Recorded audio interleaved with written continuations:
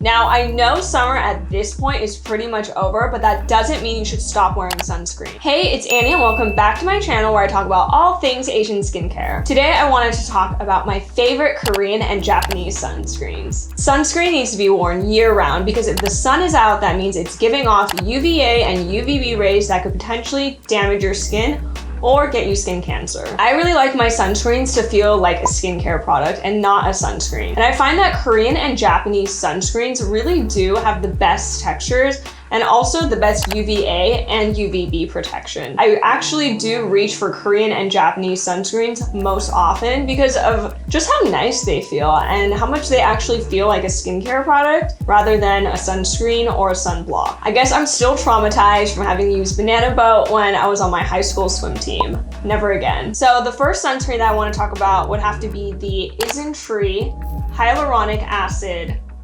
Watery Sun Gel. And I really love this sunscreen. This is a sunscreen that uses chemical filters. This sunscreen also has an amazing texture. It feels just like a nice kind of like watery serum type of lotion, which is really going to be a common theme within this video. With this isn't-tree sunscreen, the texture really matches the name. It really does feel like a watery sun gel. That comes out as white, but it blends into the skin really nicely without a white cast. It has a dewy finish, but it's not greasy. If you like a more matte finish, this may not work because the finish is kind of dewy. This is a really great everyday sunscreen that can be worn alone, or it wears really nicely under makeup as well. It's free of fragrance and drying alcohols. Next up, we have a newer sunscreen that's in my collection, and it is the Nivea UV Water Gel 35. The texture of this sunscreen is really nice and feels very similar to the cult classic Biore UV Essence sunscreen. The good news is this Nivea sunscreen is actually fragrance free. Even though this SPF is lower than the cult classic Biore sunscreen, which has an SPF protection of 50, I still find that anything 30 and above still is going to give you great protection. And the texture of this Nivea sunscreen is really unlike any other sunscreen I've seen with the exception of Biore. It literally feels like a super light gel serum and it sinks into the skin so nicely with no white cast. Another chemical sunscreen with, again, really great UVA and UVB protection. And this Nivea sunscreen would work really well for all skin types, including oily and combination skin. It has a very natural finish, but overall, it's a really great sunscreen. I really enjoy using it on both my face and my body. I really appreciate the pump packaging. It's very easy to dispense. I actually also recently did an exercise where I listed out all the sunscreens that I own and calculated dollar per ounce. And this sunscreen was actually one of the most affordable sunscreens I've found in my collection. So it's also a really great value because of its large size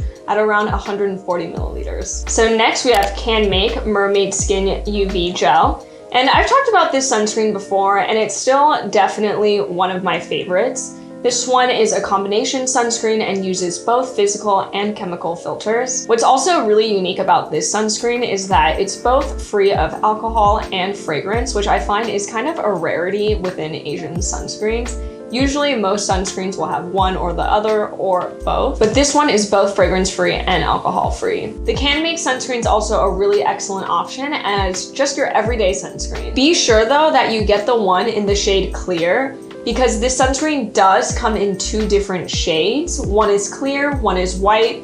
You want the clear one. The white one I have not tried, but I am guessing that one probably leaves a white cast. The Canmake sunscreen is a combination sunscreen, so it has both physical and chemical filters. It has zinc oxide, titanium dioxide for the physical filters. For the chemical filters, it uses octinoxate. Another sunscreen that is a bit newer to my collection and something we actually just launched on glowyco.com would be the NEOGEN Daylight AIRY sunscreen. So I'm still a huge fan of NEOGEN's other sunscreen, the regular Daylight sunscreen, but this new AIRY version is now a chemical sunscreen, whereas the previous one used both physical and chemical filters. This new AIRY sunscreen by NEOGEN has also been third-party tested and verified to be SPF 50. Right now, I believe they're still getting their previous regular Daylight SPF third-party tested as well. I actually don't know if this new AIRY Daylight is going to replace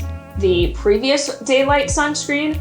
Right now, they're selling both of these sunscreens side by side, so I guess we'll see. The regular Daylight sunscreen leaves a pretty dewy finish, but with this new Daylight AIRY version, I find that the finish is a bit more natural, so it would work well for those with oilier skin or combination skin types. And if you do have oily skin or combination skin and you felt like the previous Daylight sunscreen was a bit too heavy for you, then I would say maybe give this new AIRY one a try because it does feel a lot lighter and the finish is definitely less shiny. This new Daylight AIRY sunscreen is a chemical sunscreen and it uses the filters octocrylene and homosalate. So one question that I get a lot are recommendations for physical or mineral sunscreens. And of course, my biggest issue with physical and mineral sunscreens is the white cast that they leave behind. I want to make sure that all of the sunscreens that I recommend on my channel work for everyone, no matter what shade or what skin tone you have. And obviously, no one wants to look like Mark Zuckerberg after they've applied their sunscreen. But I do have a physical sunscreen recommendation for this video. It is the Dr. G Green Mild Up Sun. And this sunscreen is really amazing for oily and combination skin types because of its unique finish. I would describe the finish as something kind of like a rubbery matte finish. You do get that mattifying effect, and I find that it does kind of blur away some of my imperfections. And it's definitely not greasy or drying and works really well under makeup too. This sunscreen would also work great for those with sensitive skin as there's no fragrance or alcohol in the formulation. It also has Centella asiatica to calm the skin as well as chia seed extract for hydration. This is a physical sunscreen and its main filter would be zinc oxide. The next sunscreen I want to talk about would have to be the Anessa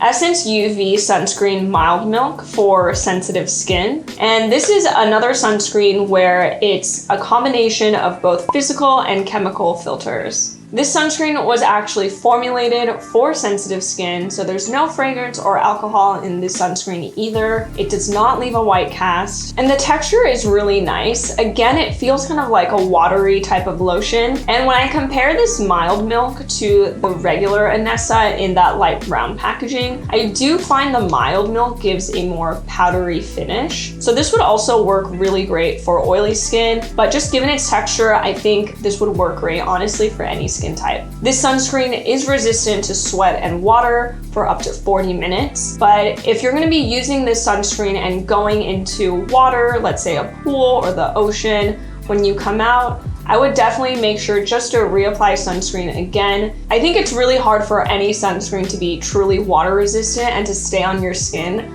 after you enter water and come out. So I think, just to be safe, I would highly recommend still doing a reapplication of any sunscreen, water resistant or not, after you come out of the water if you're gonna still be staying in the sun. For days where I know I'm gonna be out hiking or just out in the sun all day, this is definitely the sunscreen that I reach for. So the last sunscreen I wanna talk about would have to be the Skin Aqua UV Super Moisture Gel. This is a chemical sunscreen and it has octinoxate, tinosorb S, and Uvinol T150. And this sunscreen just feels so nice on the skin. It literally just feels like an emulsion or an essence.